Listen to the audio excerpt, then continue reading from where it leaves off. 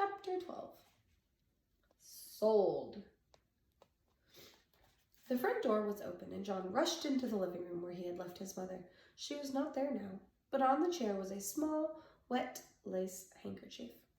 John ran into the dining room and on to the kitchen. As he came to the kitchen door, he heard the ring of silver against crockery. Then he saw a wonderful sight. His mother arranging the coffee things on a tray. He dashed into the kitchen and flung his arms around his mother's waist, sobbing and laughing with relief and joy. There, there, said Mrs. Midas, stroking the hair from John's forehead. You've had a very disturbing day, dear, but in a few minutes we're all going to have supper and everything will be fine again. Goodness, I do believe I need some coffee for myself. I felt so strange just then in the other room. I really don't know what came over me. The door from the garden opened, and Mr. Midas came in. Before we settle down, Mrs. Midas said to John, have a glass of good cold milk. You look hot.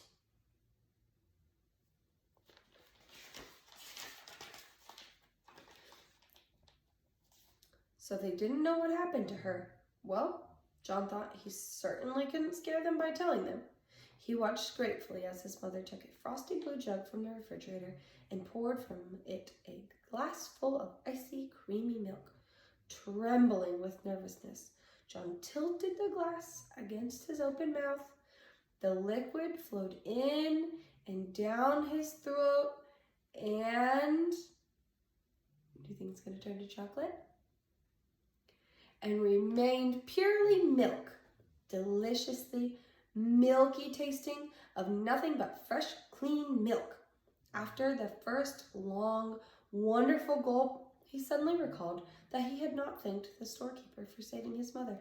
Mother, he said, may I go out for a minute? I'll be right back. All right, John, she said, but supper will be ready in 10 minutes. Don't keep us waiting. John ran briskly down the street until he came to the corner where he always turned right when he was going to Susan's house. There, he turned left instead and started along the 2 blocks of unfamiliar street leading to the candy store. Soon he came to the corner where the red brick building had been, but there was no building and no store, and of course, no storekeeper.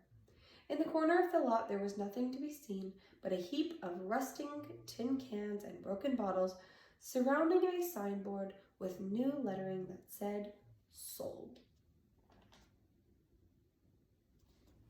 The end.